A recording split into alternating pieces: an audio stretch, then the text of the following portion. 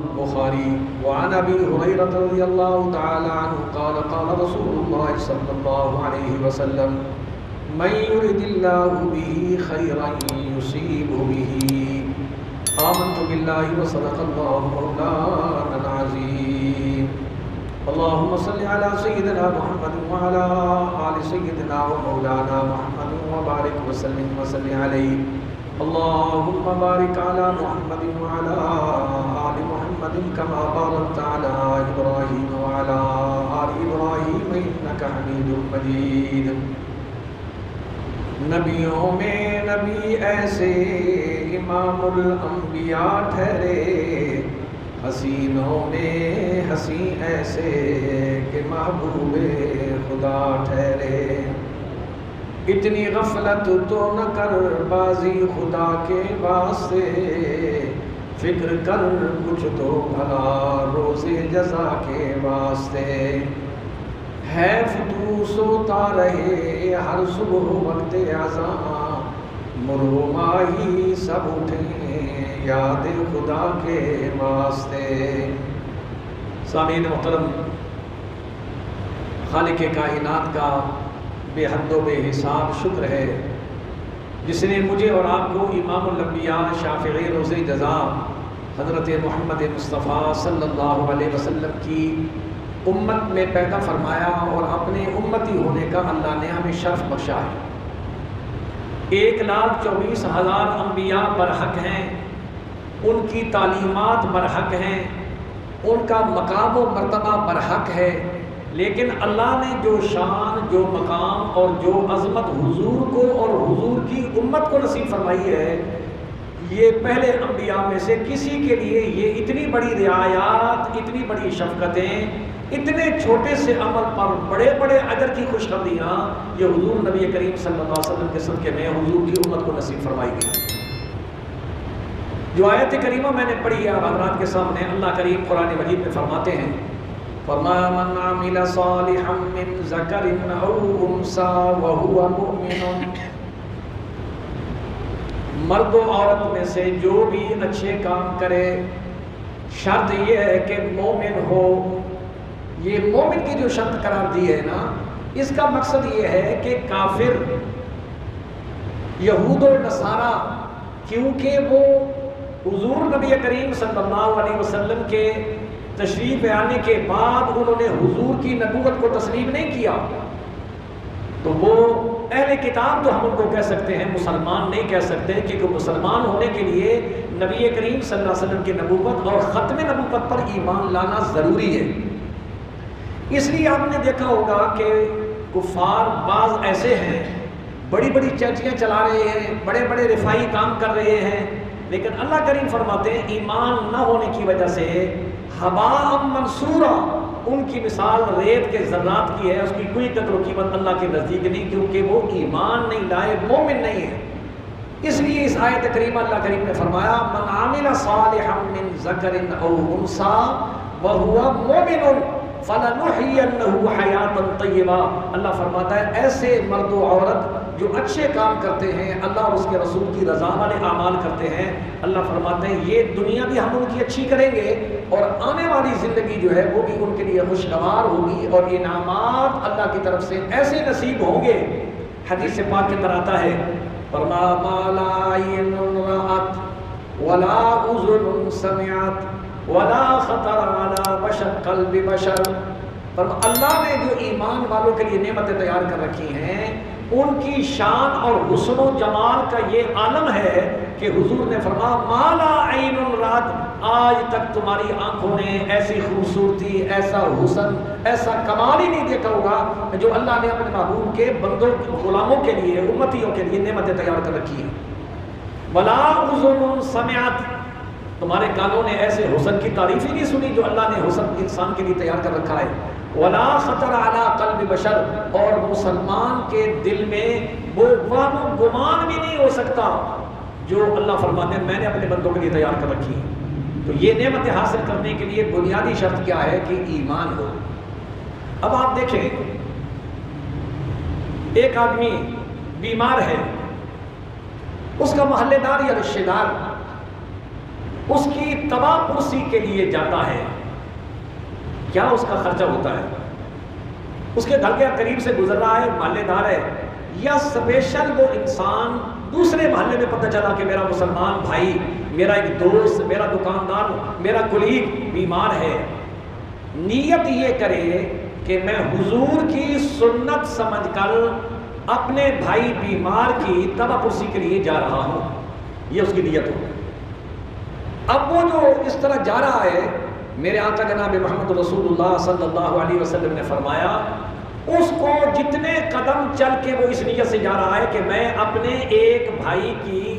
خبر گیری لینے کے لیے یا اس کی تباہ پرسی کرنے کے لیے یا اسی تسلی دینے کے لیے جا رہا ہوں، ہماری تسلی دینے سے یا ہمارے وہاں کے جانے سے اس کی مرض تو ختم نہیں ہو سکتی، لیکن اس کو ایک تسلی تو ہم دے سکتے ہیں۔ تو نبی کریم صلی اللہ علیہ وسلم نے فرمایا حق المسلم علی المسلم خمس، ایک مسلمان کے دوسرے مسلمان پر 5 حق ہیں۔ کون کون سے؟ رد السلام، کوئی آدمی تمہیں سلام کرتا ہے تم اس کا جواب سلام دینا سنت ہے، جواب دینا واجب ہے۔ اس نے کہا السلام علیکم، آپ اس کے جواب میں کہتے ہیں وعلیکم السلام ورحمۃ اللہ وبرکاتہ۔ اگر وہ بھی یہ کہے 3 دفعہ السلام علیکم ورحمۃ اللہ وبرکاتہ، تو دونوں کو چند سیکنڈوں کے عمل پر 30 نیکیاں مل جائیں گی، جواب دینے والے کو بھی 30 نیکیاں مل جائیں گی۔ اب ان نیکیوں کی ویلیو ان کے بازار میں پتہ چلے گی، دنیا اس کا بازار نہیں ہے، لیکن جو آدمی سنت پر عمل کرتے ہوئے انسانی ہمدردی کے تحت کسی کی خبر گیری کرنے کے لیے، بیماری سن کر اس کی خیریت معلوم کرنے کے لیے جاتا ہے، تو حضور نبی کریم صلی اللہ علیہ وسلم نے فرمایا دوسرا کام کیا؟ عیادت المریض، مریض کی تباہ پرسی کرنا۔ تیسرا عمل کون سا بتاؤ؟ وہ اتباع الجنائز، اگر کوئی بندہ فوت ہو گیا ہے اس کے جنازے میں وہ اپنا حق سمجھتے ہوئے شریک ہوتا ہے۔ یہ نہیں کہ امیر کے جنازے میں تو جنازے والا گاڑیاں ہی گاڑیاں ہو اور دل دھرنے کی جگہ ہو،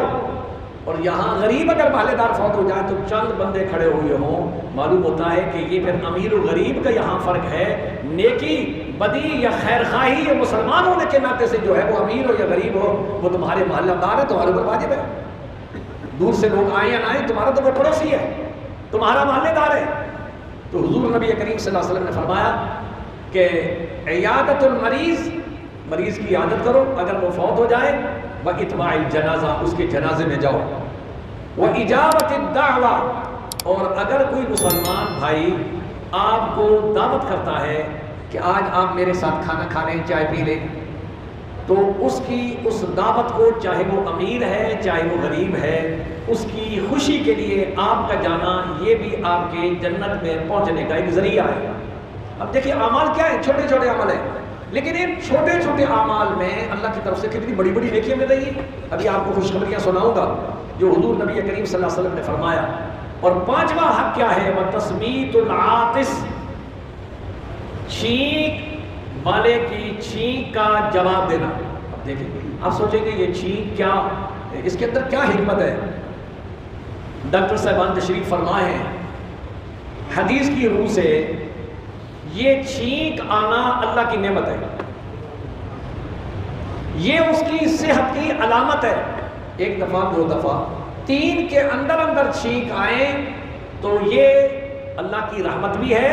اور اس کا ہم نے جواب کیسے دینا ہے وہ بھی میں ابھی آپ کو بتاتا ہوں۔ 3 مرتبہ سے زیادہ ہوتا ہے تو پھر سمجھو یہ اس کو بخار ہے، یہ زکام ہے۔ نبی کریم صلی اللہ علیہ وسلم تشریف فرمائے،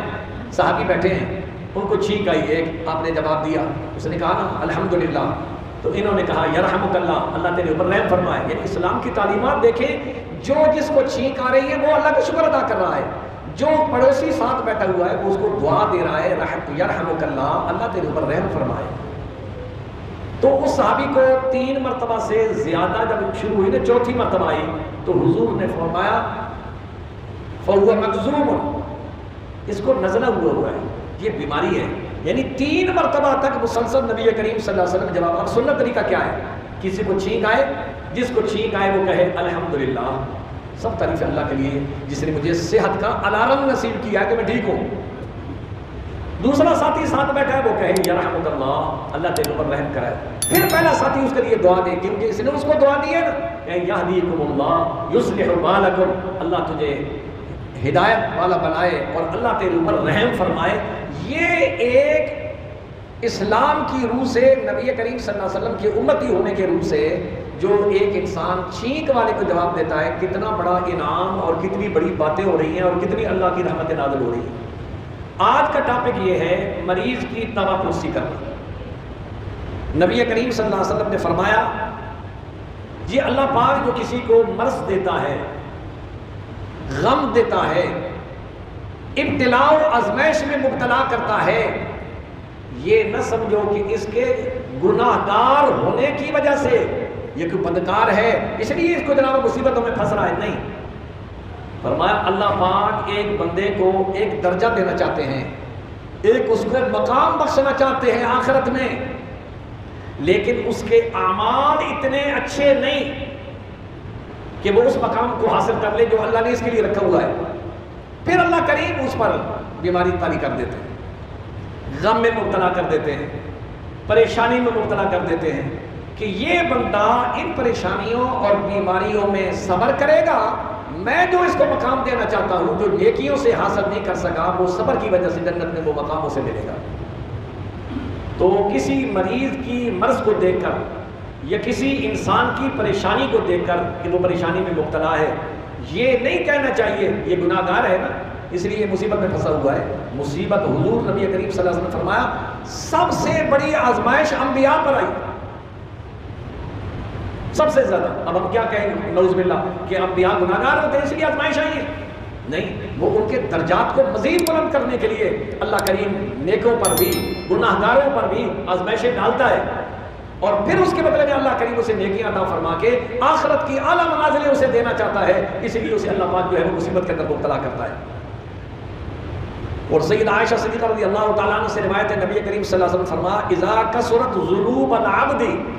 جب ایک بندے کے گناہ زیادہ ہو جاتے ہیں وَلَمْ يَكُنْ لَهُ مَا يُكَفِّرُهَا، اور اس کے پاس ایسا کوئی سرمایہ نہیں جس کی وجہ سے ان گناہوں کے عذاب سے بچ سکے، تو اللہ کریم کیا فرماتے ہیں ابتلاہ اللہ بالحزن لیکفرها عنہ، اللہ اس کو حزن کے اندر،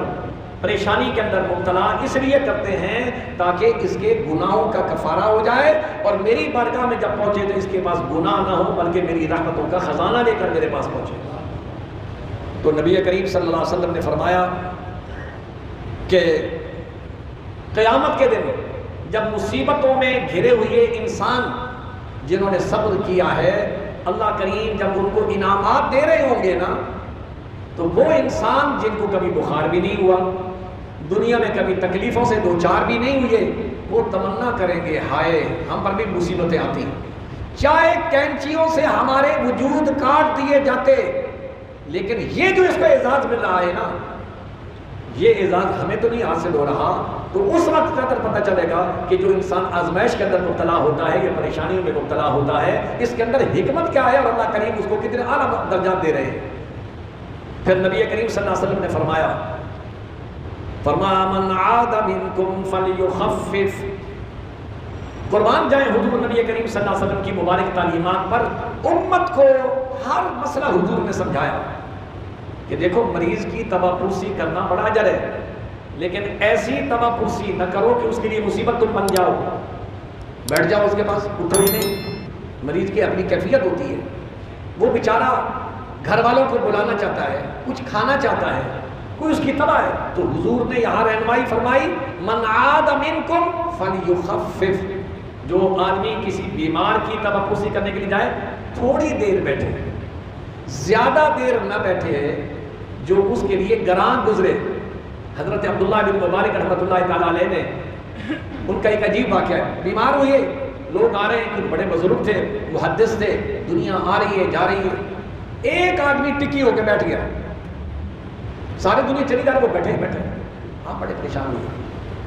تو آپ نے صرف اتنا فرمایا، اشارہ کیا یار یہ لوگ آرام ہی نہیں کرنے دیتے، بس ہر وقت جو ہے وہ آ کے بس پریشان کر رہے ہیں۔ تو وہ کہنے لگا، اس نے پھر بھی مسئلہ نہ سمجھا کہ یہ ان کے کہنے کا منشا کیا ہے. فرمایا، عرض کرنے لگا حضور میں دروازے کو کنڈی لگا دوں؟ آپ نے فرمایا ہاں کنڈی لگانا، لیکن باہر جا کے لگانا، کیونکہ اندر کنڈی لگا کے پھر تو میرے پاس بیٹھ جائے گا. اس نے کہا یہ میں نے اشارہ کیا پھر بھی یہ نہیں سمجھا. آپ نے فرمایا ہاں کنڈی لگا دو لیکن باہر سے لگانا، اندر سے نہیں. تو حضور نبی کریم صلی اللہ علیہ وسلم نے فرمایا کسی بیمار کی توقع کرنے کے لیے جاؤ تو بس تھوڑی دیر بیٹھ کے، اور وہ بھی ایسے بیٹھو تسلی کے الفاظ اسے، یہ نہیں اوہو آپ بڑے کمزور ہو گئے، اوہو بڑی تکلیف ہے آپ کو، ایسے نہیں. آپ تو اس کی تکلیف بڑھانے کے لیے جائیں. کیا کرنا چاہیے؟ ماشاءاللہ آج چہرہ آپ کا کھلا ہوا ہے، پہلے سے آپ کی طبیعت بڑی اچھی ہے. یہ جو تسلی کے الفاظ ہم بولیں گے اس مریض کا دل اتنا ہو جائے گا، بڑا ہو جائے گا، یار میرے سارے دوست ہم مجھے یہ کہہ رہے ہیں تو پہلے سے ٹھیک ہے، تو معلوم ہوا کہ میں ٹھیک ہو رہا ہوں. تو اگر ہم نے وہاں کہہ دیا ہو تو پھر سب جو بیچارہ جو اس نے ذرا دیر سے جانا ہے وہ پہلے بیچارہ گر جائے گا. تو اس لیے نبی کریم صلی اللہ علیہ وسلم نے فرمایا مریض کی توقع کر لے جاؤ، تسلی کے الفاظ اس کے سامنے کہو اور تھوڑی دیر بیٹھو اور کہو لا باسا طہور انشاءاللہ، کوئی حد نہیں، بیماری آتی رہتی ہے، اللہ شفا دے گا. یہ اس کو جملہ دعا دے دو اور اس کو کہو آپ ہمارے لیے بھی دعا کریں. نبی کریم صلی اللہ علیہ وسلم فرماتے ہیں کہ مریض مرض کی حالت میں اگر اللہ میاں سے مانگتا ہے، فرشتے پاس اللہ نے بھیجے ہوئے ہیں، مریض دعا کرے گا دوسرے کے لیے، فرشتے آمین کے لیے اللہ پاک نے ساتھ کھڑے ہوئے ہیں. یہ حضور کا صدقہ ہے کہ حضور کی امت کو اتنا بڑا اعزاز مل رہا ہے. یہ حضور نبی کریم صلی اللہ علیہ وسلم کی مبارک تعلیمات کا اثر ہے کہ آپ نے بندے کو خیر خواہی سکھائی ہے. تیرا رشتہ دار ہے یا نہیں، تیرا اس سے کوئی لین دین ہے یا نہیں، تیرا پڑوسی ہے، محلے دار ہے، ساتھ والا دکاندار ہے، تمہیں پتہ چلا بیمار ہے، تم ثواب کی نیت سے جاؤ، منہ دکھانے کے لیے نہیں، گونگلوں سے پٹی جھاڑنے کے لیے نہیں، اللہ کو راضی کرنے کے لیے، چاہے وہ غریب ہے یا امیر ہے، تم جاؤ. فرمایا ہر ایک قدم پر اللہ نیکی عطا فرمائے گا. اور اگر تم صبح گئے تو صبح والے 70,000 فرشتے بیمار پرسی کرنے والے کے لیے بخشش کی دعائیں کریں گے. مریض یا میرا دوست ہے یا وہ میرا بزرگ ہے یا میرا محلے دار ہے، چاہے وہ انسان ہے اور غیر مسلم ہے، نبی کریم صلی اللہ علیہ وسلم نے فرمایا صبح اگر تیمارداری کے لیے گئے 70,000 فرشتے شام تک تمہارے لیے بخشش کی دعائیں کریں گے.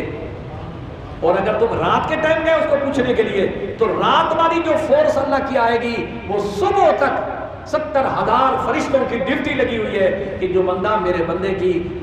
خیریت معلوم کرنے کے لیے آیا ہے، اے میرے فرشتوں تم اس کے لیے صبح سے شام تک دعائیں بخشش کی کرتے رہو، قبول میں کر کے اس بندے کی بخشش کا پروانہ عطا فرما دوں. اس لیے بھائیو آج سے پہلے ہم جاتے ہوں گے لیکن سنت سمجھ کے نہیں جاتے ہوں گے، ثواب کی نیت سے نہیں جاتے ہوں گے، رواج کے مطابق جاتے ہوں گے، رواج سے ثواب نہیں ملتا، سنت سمجھنے کی وجہ سے اس کی قیمت بڑھ جاتی ہے، اللہ کی رضا کے لیے جانے سے اس کی قیمت بڑھ جاتی ہے. اور چند منٹ بیٹھنے پر 70,000 فرشتے صبح سے شام تک دعائیں کریں، اس سے بڑا خزانہ آپ کو کیا چاہیے. پھر نبی کریم صلی اللہ علیہ وسلم نے فرمایا من عاد مریضا نادا مناد من السماء تبت وتابا ممشاک وتبوأت من الجنت منزلا. وہ بندہ جو کسی مریض کو پوچھنے کے لیے گیا اور نکل کے باہر نکلا، اللہ کے فرشتے کہتے ہیں مبارک ہو تجھے، تو نے اپنا ٹھکانہ جنت میں بنا لیا ہے، جو تو نے اللہ کے بندے کو پوچھنے کے لیے تو چلا گیا ہے. حدیث پاک کے اندر آتا ہے اللہ کریم قیامت کے دن جب بندے اس کے سامنے کھڑے ہوں گے، کون سا قیامت کا دن جس کا نقشہ رب العالمین نے فرمایا یا ایھا الناس اتقوا ربکم ان زلزلۃ الساعۃ شیء عظیم. وہ قیامت کا دن جب آسمان پھٹ چکا ہوگا، سورج جو ہے وہ بے نور ہو چکا ہوگا، ستارے جھڑکے گر چکے ہوں گے، اللہ کے سامنے جب وہ بندہ جائے گا، اللہ کریم فرماتے ہیں میں پیاسا تھا تو نے مجھے پانی نہیں پلایا، میں بھوکا تھا تو نے مجھے روٹی نہیں کھلائی، میں بیمار ہوا تو مجھے پوچھنے کے لیے نہیں آیا. بندہ اللہ کا یہ کلام سن کے حیران ہوگا، اللہ میاں کہتے ہیں مجھے پانی نہیں پلایا، یہ تو پانی پی، اللہ تو ہر چیز سے پاک ہے، تو وہ سوال کر گئے اللہ میاں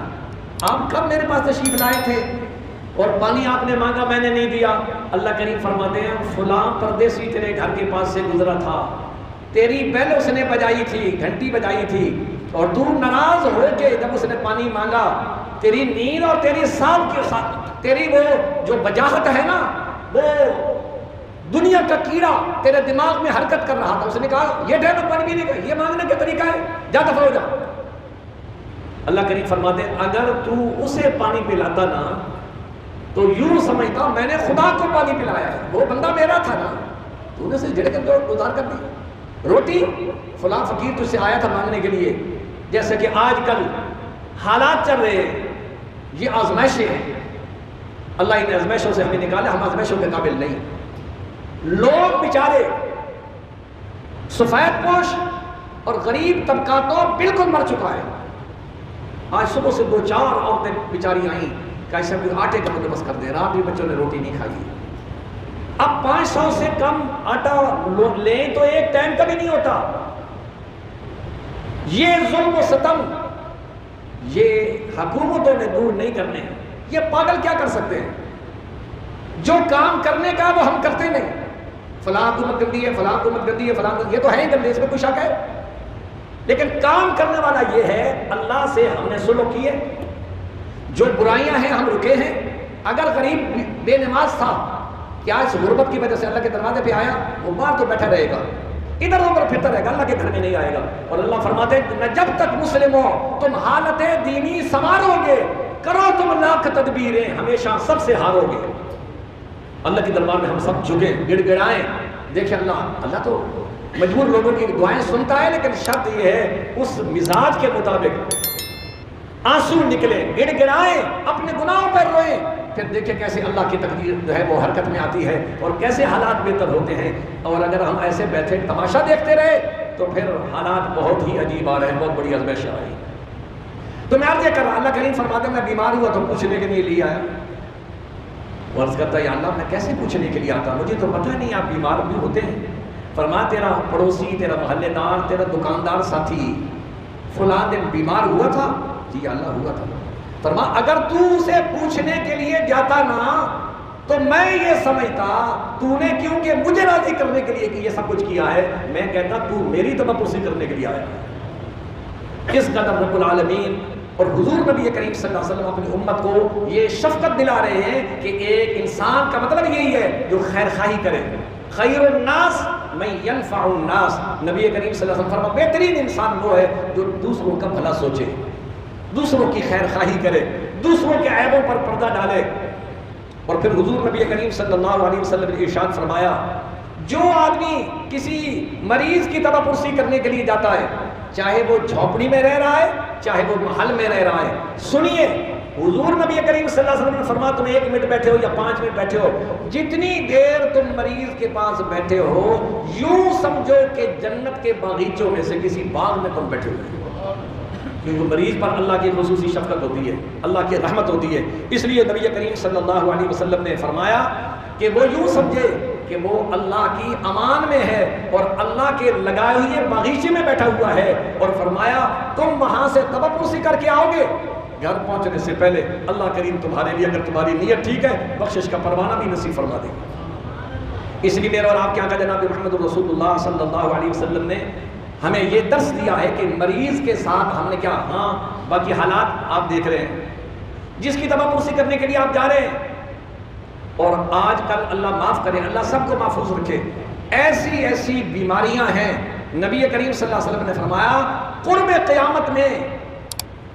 ایسی بیماریاں اور وبائیں تمہارے اوپر آئیں گی تمہارے باپ دادا نے کبھی ان کا نام ہی نہیں سنا ہوگا۔ اب آپ دیکھ لیں یہ کرونا آیا تھا، کسی نے سنا تھا ہمارے دادے باپ پردادے نے کسی کرونا کیا چیز ہوتی ہے؟ اللہ نے اس سے ہمیں نکالا، پھر ڈینگی آ گئی، یہ عجیب صورت حال ہے، پھر یہ جناب حالات آ گئے، یہ سارے کے سارے اللہ کی طرف سے آزمائش ہیں۔ آپ صلی اللہ علیہ وسلم نے فرمایا جو آدمی ان آزمائشوں کے لیے اللہ سے ہر وقت عافیت مانگے، کوئی آدمی یہ نہ کہے یا اللہ حالات ایسے آگے ہمیں موت دے دے، نہیں، اللہم انی اسألک العافیہ، یا اللہ ہمیں عافیت نصیب فرما دے، ہم آزمائش کے قابل نہیں ہیں، ہم امتحان کے قابل نہیں ہیں، یا اللہ تو اپنے حبیب کے صدقے ہمارے حال میں رحم کرم فرما دے۔ اسی طرح میرے اور آپ کے آقا جناب محمد رسول اللہ صلی اللہ علیہ وسلم نے جنازہ اٹھانے کا طریقہ لوگوں کو پتہ نہیں ہوتا. جنازے کے آداب کیا ہیں، وہ کیا ہیں، وہ بھی ساتھ سمجھ لیجئے. میرے اور آپ کے آقا حضور صلی اللہ علیہ وسلم نے ارشاد فرمایا، جو آدمی کسی مسلمان کے جنازے کے لیے شرکت کرتا ہے اور جنازہ پڑھ کے کچھ لوگ واپس آ جاتے ہیں،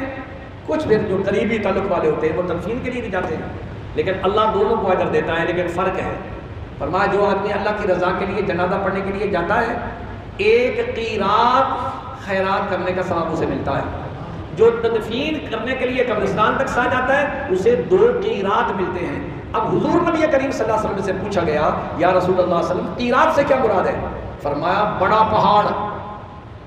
بڑا پہاڑ سونے چاندی کا کوئی خیرات کرے، جتنا اس کو ثواب ملے گا اتنا جنازہ پڑھنے والے کو ثواب ہوگا. اب ہم صرف زاویہ بدلنے کی ضرورت ہے. آج زیادہ تر ہم لوگ منہ ملازہ کے طور پر جاتے ہیں، ثواب سمجھ کے نہیں جاتے، یا اس لیے جاتے ہیں وہ میرے ابے کے جنازے کے بعد آیا تھا، آج میں نہیں جاؤں گا تو وہ کہے گا میں تو تیرے ابے کے جنازے. یوں ان تانے اور میڑوں سے یوں اپنی عبادت کو خراب نہ کرو. نیت یہ کرو وہ آیا تھا یا نہیں آیا تھا، میں تو ثواب کے لیے اللہ کو راضی کرنے کے لیے جا رہا ہوں. فرمایا صرف جنازہ پڑھنے والے کو 1 قیراط کے مطابق، اور جو جنازے کے بعد تدفین میں شریک ہوتا 2 قیراط کے برابر اس کو خیرات کرنے کا ثواب ملے گا. پھر جنازہ اٹھانا کیسے ہے، یہ قاعدہ کلیہ سمجھ لیجئے. جس طرف آپ جا رہے ہیں میت کا سرہانہ اس طرف ہونا چاہیے، چاہے اس کے پاؤں قبلے کی طرف ہو رہے ہیں، وہ کوئی گناہ نہیں. اللہ کے رسول کا حکم ہے کہ آپ میت کو اٹھاؤ اس طرف اس کا سر ہونا چاہیے جس طرف آپ جا رہے ہو. 2 چیزیں. اس کے بعد میرے اور آپ کے آقا جناب محمد رسول اللہ صلی اللہ علیہ وسلم فرمایا، ہر آدمی کوشش کرے کہ جنازے کو میں کندھا دے دوں. اس کے 2 فائدے ہیں. ایک تو یہ ہے کہ آپ جتنے قدم بھی جنازہ آپ نے اٹھایا ہے، ہر قدم پر ایک گناہ کبیرہ اللہ معاف کرتے ہیں، یہ کسی اور عمل کی وجہ سے نہیں. نمبر 2، جنازے کو کندھا دیتے ہوئے اپنی موت کا مراقبہ کر لو. آج میں اپنے بھائی کا جنازہ اٹھا رہا ہوں، یارو میرے اوپر بھی یہ منظر آنے والا ہے، میرا جنازہ بھی اٹھے گا، اور نہ جانے میرے جنازے کو کندھا دینے والا کوئی اپنا ہوگا یا نہیں ہوگا. یہ تو جانے والا خوش نصیب ہے کہ ہم محلے دار عزیز و اقارب سارے اس کے جنازے کو کندھا دے رہے ہیں. میرے اور آپ کے آقا جناب محمد رسول اللہ صلی اللہ علیہ وسلم نے ارشاد فرمایا، جو آدمی اللہ کی رضا کے لیے مومن کی تجہیز و تکفین کے اندر حصہ ملاتا ہے، خوشی سے کہتے ہیں مجھے اجازت دے دیں کفن میں لے کے آؤں گا، گھر والے خوشی سے، اللہ قیامت والے دن بندے کے اسی عمل کی وجہ سے اگر اس نے قبولیت کی نظر سے کیا ہے، اللہ بخش دیں گے کہ تو نے میرے بندے کی اعزاز کیا تھا، نیا جوڑا تو بنوا کے لے کے گیا تھا، اس اعزاز کی وجہ سے میں تیری بخشش کا پروانہ تجھے عطا فرماؤں. یہ عمل چھوٹے چھوٹے ہیں لیکن ان پر اجر و ثواب خالق کائنات کی طرف سے بہت ہے. اور حضور نبی کریم صلی اللہ علیہ وسلم نے یہاں تک فرمایا جس کے جنازے میں 100 آدمی شریک ہو جائیں اور سب مومن ہوں، مشرک ان کے اندر کوئی نہ ہو، اور وہ سب اللہ کی دربار میں درخواست پیش کریں، یا اللہ یہ ہمارا گناہ گار بھائی ہے، آج اس کو ہم تیرے حوالے کر رہے ہیں، ہم سارے کے سارے اس کی سفارش کرتے ہیں. اللہ فرماتے ہیں مجھے حیا آتی ہے جس کے جنازے میں 100 آدمی شریک ہوئی ہے اور ہر بندہ یہی کہہ رہا ہے اس کی بخشش کر دے. اللہ فرماتے ہیں میں اسے بخشش عطا فرما دیتا ہوں. کیونکہ خالق کائنات نے فرمایا میں اپنے بندے کے گمان کے مطابق فیصلہ کرتا ہوں. بندے گمان کرتے ہیں اللہ بخشنے والا ہے، اللہ بخش دے گا، ہم نے اس کی دربار میں ٹوکن ڈالا ہے، بخشش کے لیے دعا کی ہے، منت سماجت کر رہے ہیں، تو خالق کائنات فرماتے ہیں میں تمہارے گمان کے مطابق تمہاری میت کی بخشش کا فیصلہ کر دوں گا. اس لیے بھائیو آج 2 چیزیں سامنے آئی ہیں. ایک مریض کی تبرسی کرنا، سنت طریقہ کیا ہے، آپ ثواب کی نیت سے جائیں، تھوڑی دیر بیٹھیں اور اس کے لیے تسلی کے الفاظ بولیں، اور اگر اس کی حیثیت نہیں ہے اس کی مالی مدد بھی آپ کر سکتے ہیں، کیونکہ حالات اس قسم کے ہوتے ہیں، دوائیاں انتہائی مہنگی ہوتی ہیں، اور پھر یہ بیماریاں خود اللہ معاف کرے، کینسر اور اس قسم کی بوزی بیماریاں جو ہیں اللہ تعالیٰ سب کو اس سے محفوظ فرمائے. یہ تو اس پر ہی گزرتی ہے نا جس کے لیے جس کے گھر کے اندر یہ مصیبت آئی ہوئی ہے، سارا کچھ بک جاتا ہے. اب آپ بندہ سمجھے یہ تو بھائی مالدار ہے، لیکن میاں اللہ بچائے ذرا ایک چکر لگ جائے نا آغا خان اسپتال کا تو واپسی میں انسان کی جیب خالی ہوتی ہے، صرف ٹیسٹوں پر جو خرچہ ہو جاتا ہے. اس لیے اپنے اس مریض کے ساتھ مالی اعانت ثواب سمجھ کے، یہ نہیں کہ وہ تمہارا کوئی محتاج ہے، صرف یہ اللہ بھی راضی ہو جائے گا اور اس کی دل جوئی بھی ہو جائے گی۔ اللہ ہم سب کو ایک دوسرے سے خیر خواہی کرنے کی توفیق نصیب فرمائے۔ وآخر دعوانا الحمدللہ۔